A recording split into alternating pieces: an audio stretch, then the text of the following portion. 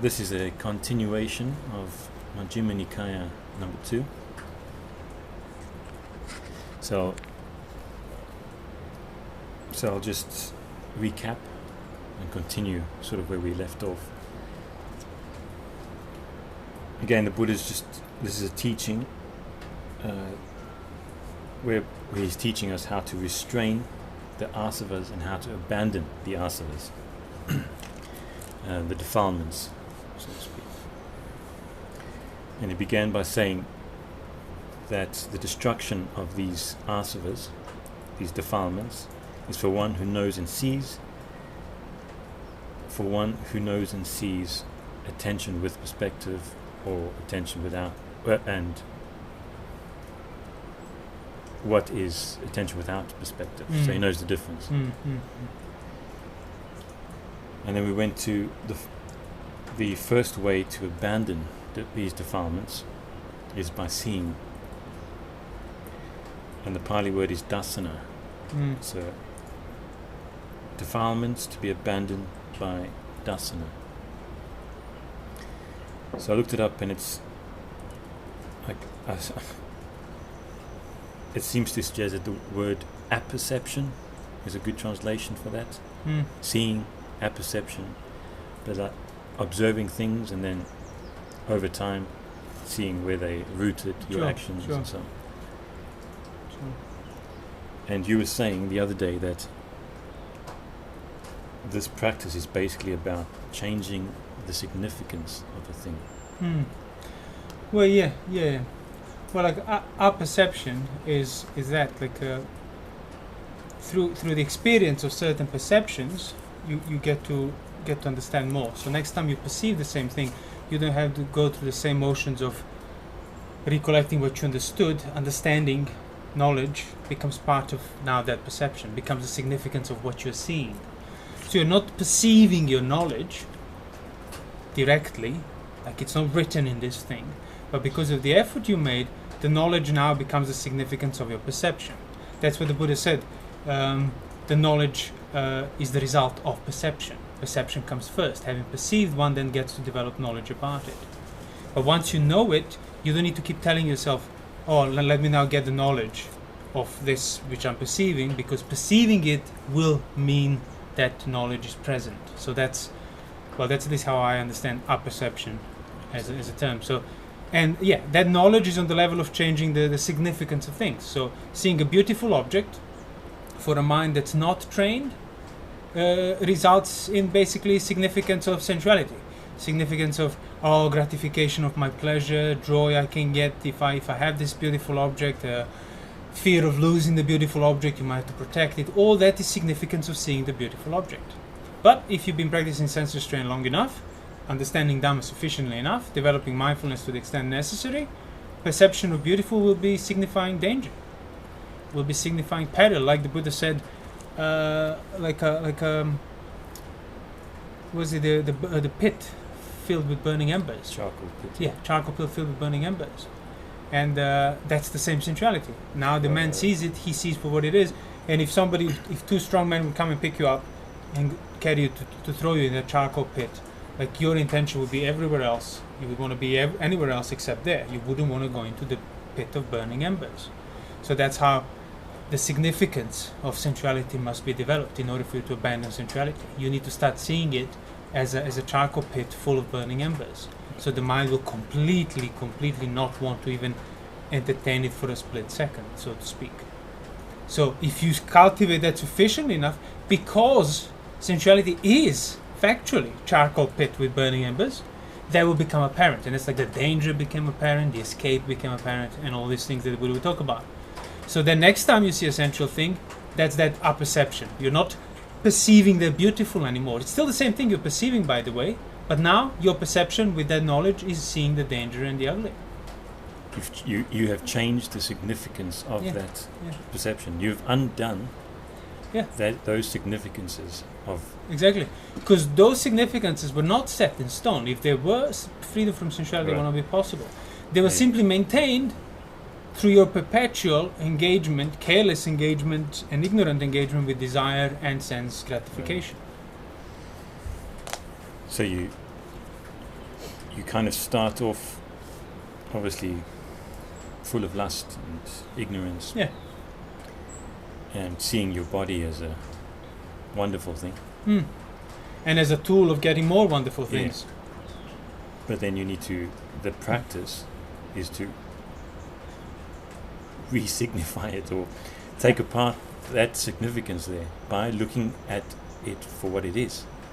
Well, exactly. And in order for you to start seeing it for what it is, you need to start restraining your body first. So you are still regarding sensuality as beautiful. So that's one layer, so to speak. But then acting out of body towards more gratification of sensuality, seeking more sensual object, that's another layer you add on top of the layer of your thought.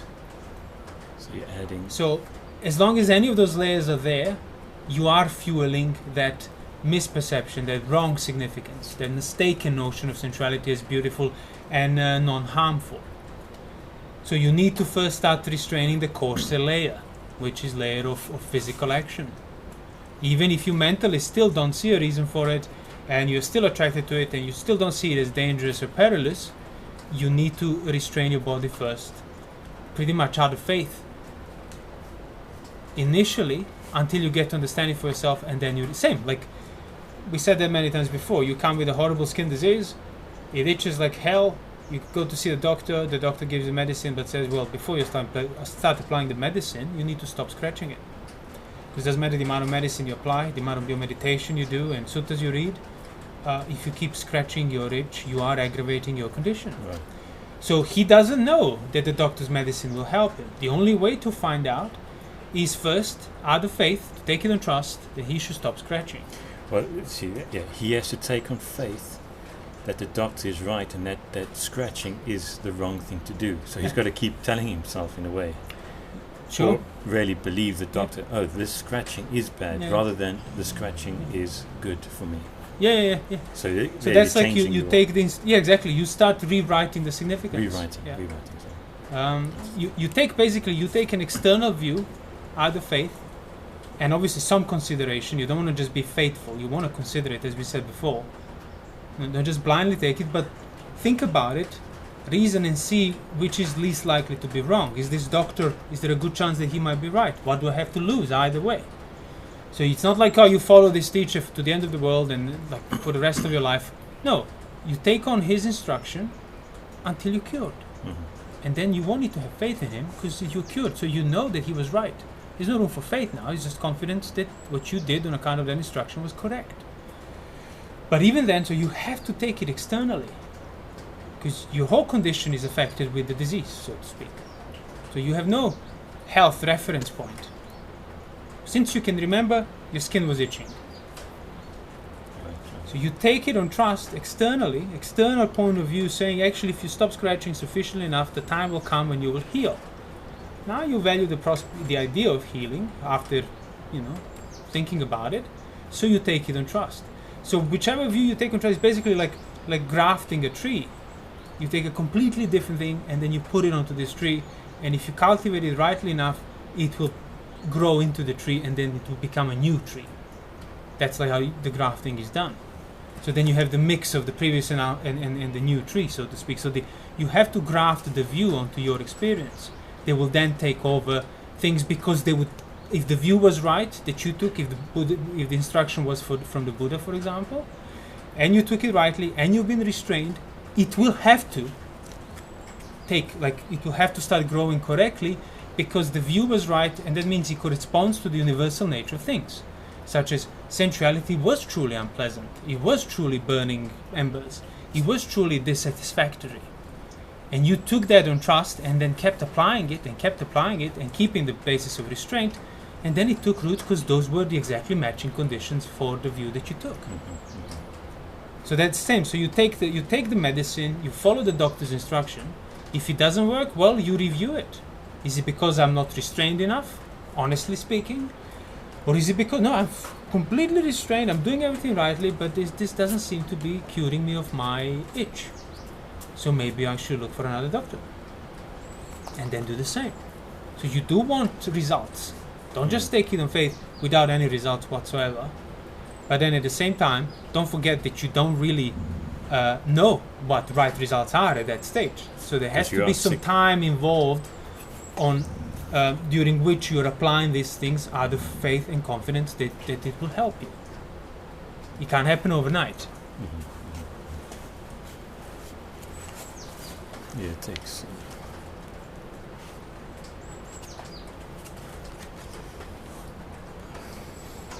So just to recap again,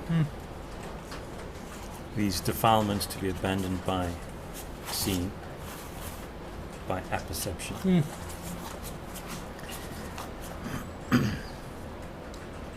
So it says that an ordinary person does not understand what things are fit for attention and what things are unfit for attention. Since that is so, he attends to things that are unfit for attention, and he does not attend to those things fit for attention. And what are the things unfit for attention that he attends to? They are things such that when he attends to them, the unarisen defilement of sensual desire arises, the defilement of being arises, and the defilement of ignorance arises, or increases. Yeah, increases. Yeah. So he doesn't see what what he's attending to is actually causing him these problems. The way he's attending to things is making defilements worse, increasing them, sustaining them, maintaining them.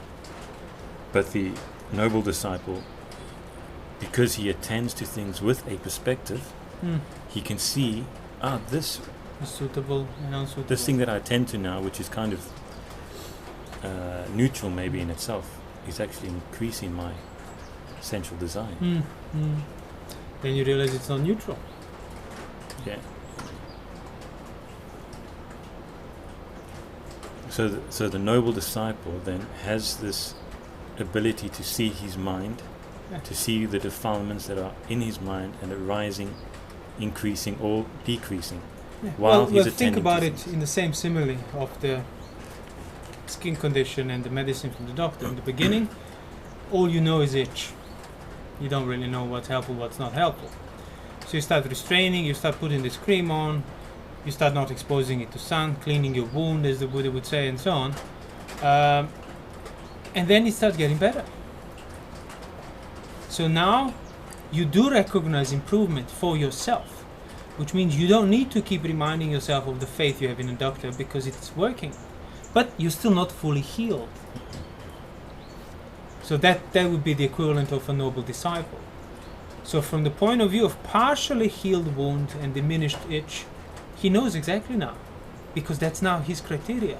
Oh, actually, this is now bringing back that old itch that was gone, that disappeared. But if I do this, then it's making it even less itchy than before. So it's healing more or aggravating it again. And now he can know because he gained some perspective due to the actual healing of his skin condition. So that's why the noble disciple would know what's fit for attention, what it isn't, because he actually sees it. Oh, if I attend to this, that which hasn't healed yet, it's not going to heal. If I attend to this, that which hasn't healed yet is healing more.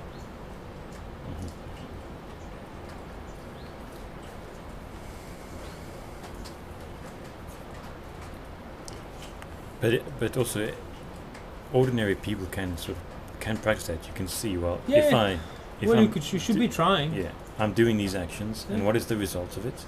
More sensual desire, more distraction, dull-minded, laziness. You won't have a Putujana can by all means and should by all means be trying to emulate Sotapanna or higher, because that's how you have a chance of understanding it. But don't confuse yourself into believing that you are now, because look, I'm doing it. So what Putujana will not have is the immediacy of that criteria that a noble disciple has. He immediately knows. He might choose to ignore it, but it's visible for him. It's immediately visible whether this is suitable or unsuitable. Right. How unsuitable this is or how suitable this is. Putujana doesn't have that. He doesn't have the immediacy of that criteria, which means he needs to invest more effort, wider effort, into constantly recollecting the context of the danger that he took on faith, the context of avoiding this, cultivating that, what doctor told him. He needs to keep more in his mind because he doesn't have the immediate verification that, oh look, my wound's getting better, my wound's getting worse. For him, it's all worse. He's suffering. Yeah. So he has no criteria that will come internally from the wound. It's all like what he has adopted as views and faith.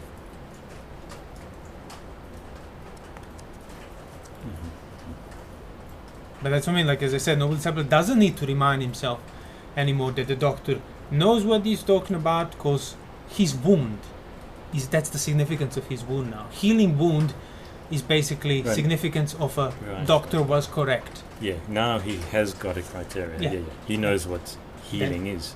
Yeah, he sees it. He sees it now. So now he can pick up the sign of unwholesome and wholesome immediately in anything that he attends to. And by seeing that this is increasing defilements, he doesn't attend to it. He doesn't go in that direction. He chooses the other way. But he abandons the defilements because of that seeing. Exactly. That direct seeing is the direct feedback. Right.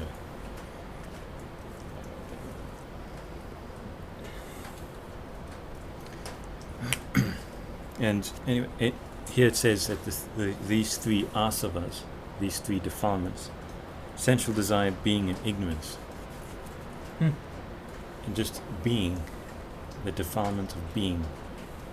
Maybe we can briefly say what. Well, didn't we do the whole talk on that? We did, being, non-being, bhava, vibhava, being, existence. Yeah. So well, I don't want to get into that now because that is.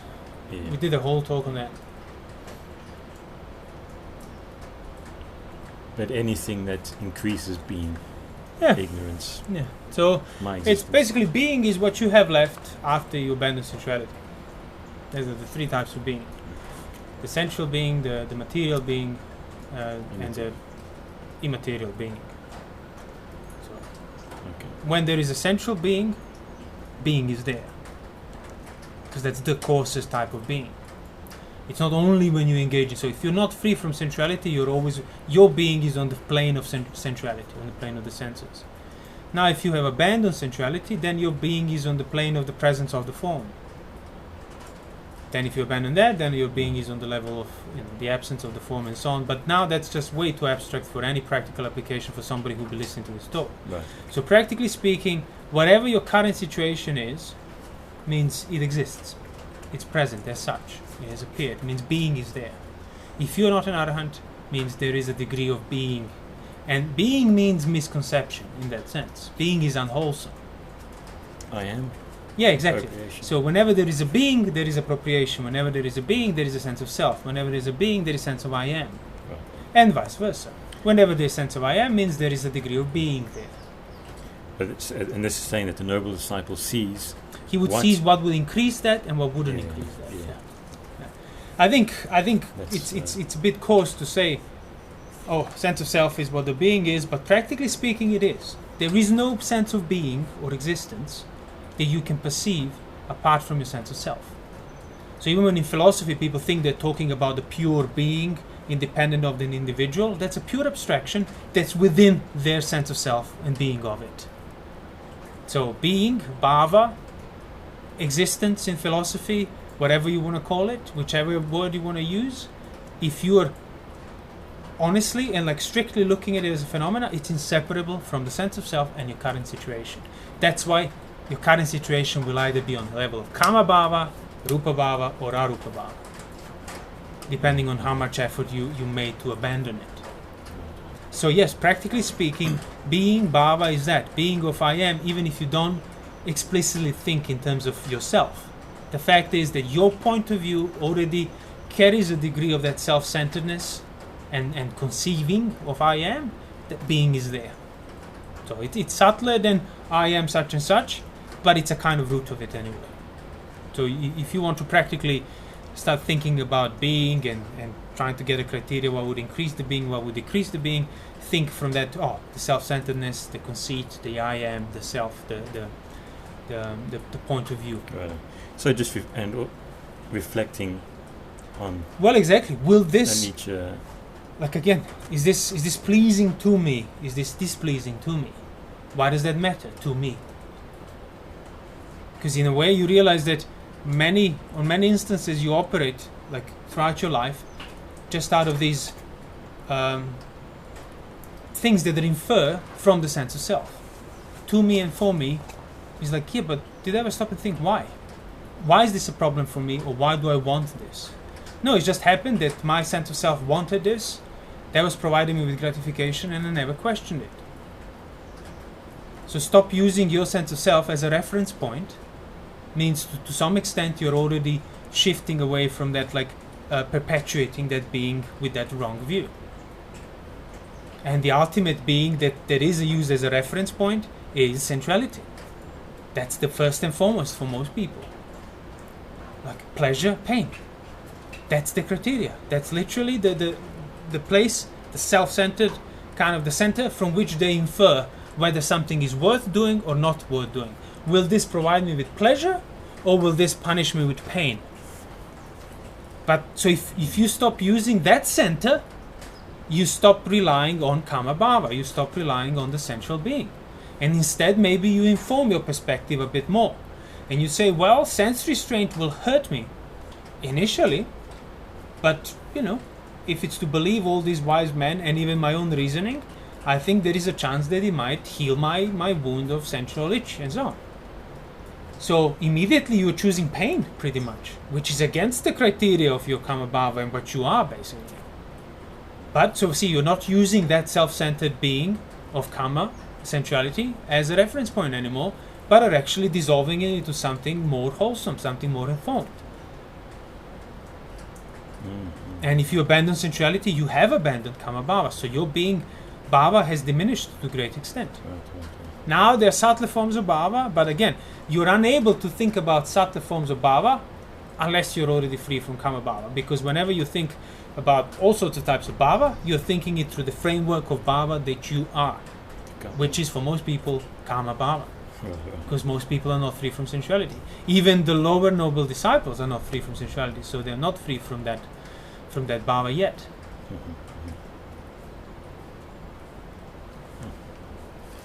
Okay.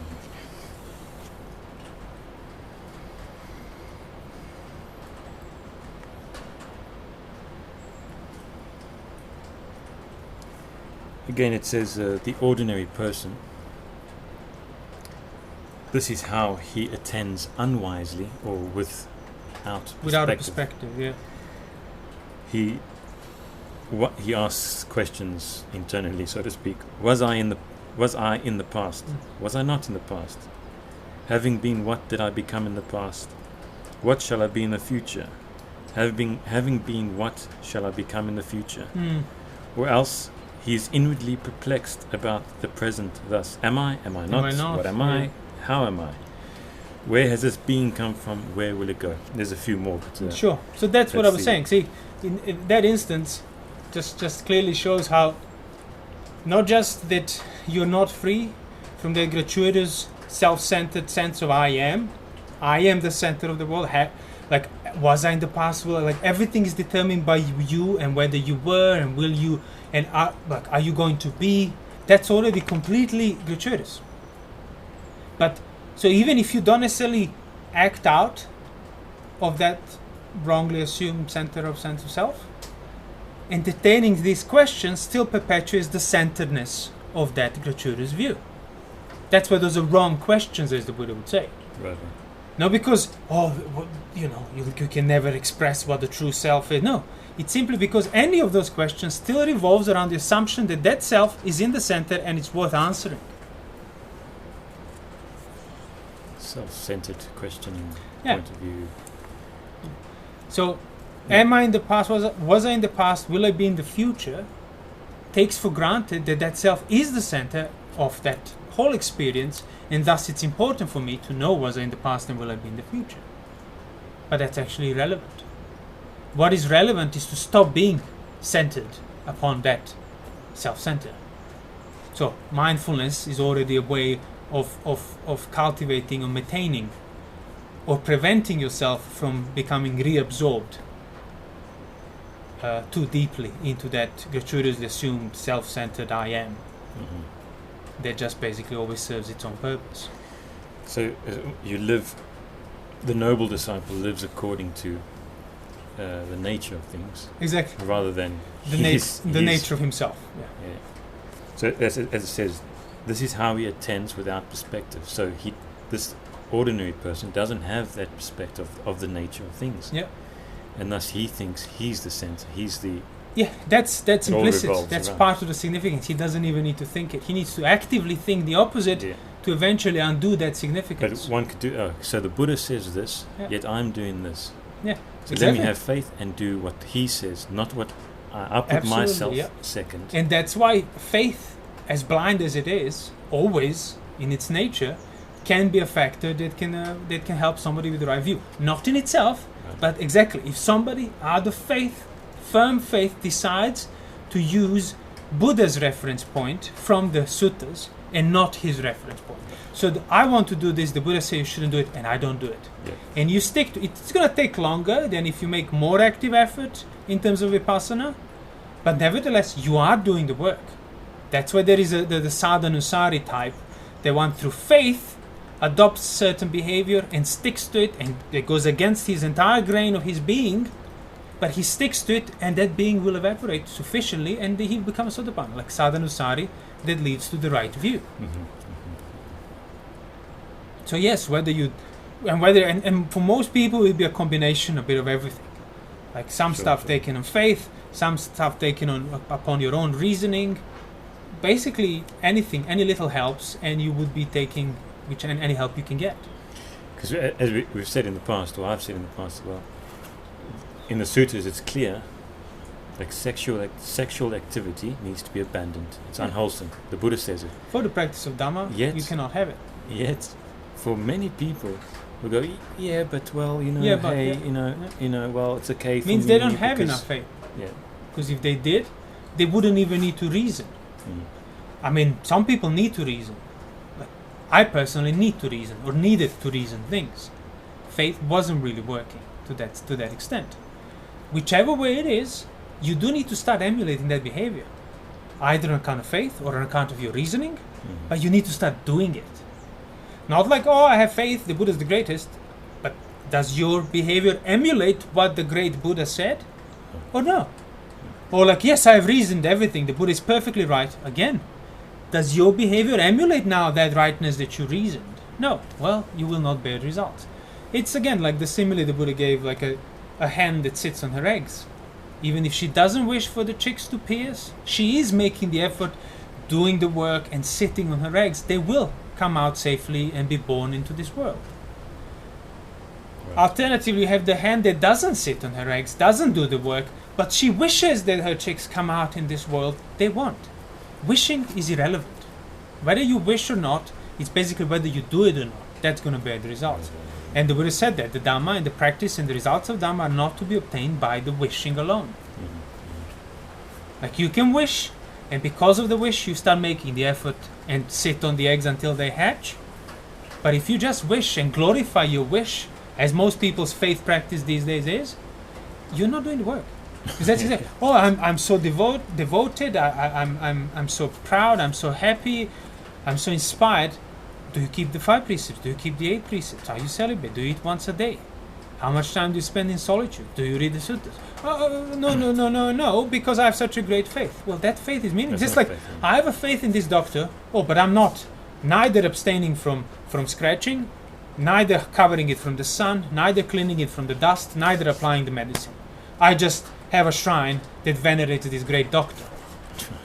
And it's like, okay, so you cannot possibly expect to heal. But it just reminded me also of the person with faith, real faith, proper faith. He takes on that idea. He has that idea. The Buddha is the teacher. I am the disciple. Yeah. Isn't it? It's one of the suttas. Yeah. He knows what he's taught. I do not know. I do not know. Even though I believe this way, Yeah. but he's saying to go this way. Well, If, the Buddha's if the things teacher. are at odds, He I knows. know who's right. Yeah. If things are, yeah.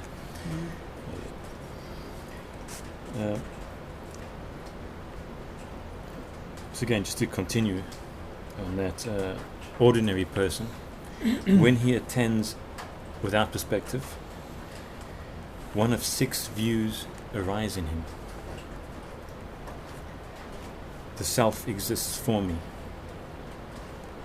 No self exists for me. I perceive self with self. I perceive not self With self? self. I perceive Not self with not not self. self. It is this self of mine that speaks and feels and experiences here and now the result of good and bad actions, Yeah. but this self of mine is permanent, everlasting, eternal, not subject to change, and it will endure as long as eternity. Well, all of that is on the level of significance of your experience, of your self-centered experience. Those are not explicit thoughts that people will have in them. I will live forever. Nobody thinks that. Yet Right. everybody is a victim of their view, unless you're a Sotapanna. So that's what you need to understand when you read these suttas. It's like, it's going to make sense. Oh, okay. But then it's like, yeah, but I don't partake on this level. This is for somebody who already understood. And he's describing how, when you boil down things, how they're seen. Practically speaking, you don't see that. You are a victim already of your own delusion, of your own ignorance.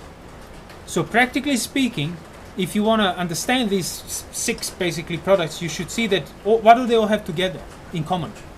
Is that self, it's basically not a problem, but the result of a problem. Your sense of self is a symptom. So it's a symptom of your itch is a symptom of your skin condition. In itself, it's not the issue. Because you can itch and scratch and so on, but unless you uproot the underlying cause, you're still under the same condition. So the sense of self, I am not, will I be, all of that is already the result of that self-centeredness that we mentioned before. And that's where the problem is. Only seeing, or basically mostly seeing things through your own point of view that's fueled by greed, aversion, delusion, seeking the pleasure, avoiding pain, and distracting yourself from neutral. That's why sense restraint, like virtue and sense restraint, is already kind of forcing you to go against the grain of your sense of self. That's why it's actually psychologically frightening for people to like, even if they're not celibate, just the idea of celibacy or the idea of not scratching their itch freaks them out. Well, that's like too much pain to bear, because their sense of self is so dependent upon those outlets. But if you actually start practicing that, you are already undermining that gratuitous self-centeredness.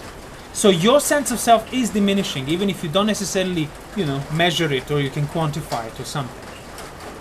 So it's not about finding the answer to what myself and this myself. It's about uprooting things sufficiently enough until those 6 types of perceiving it are dissolved, and then you know it. And then what's left is with not self, you see not self.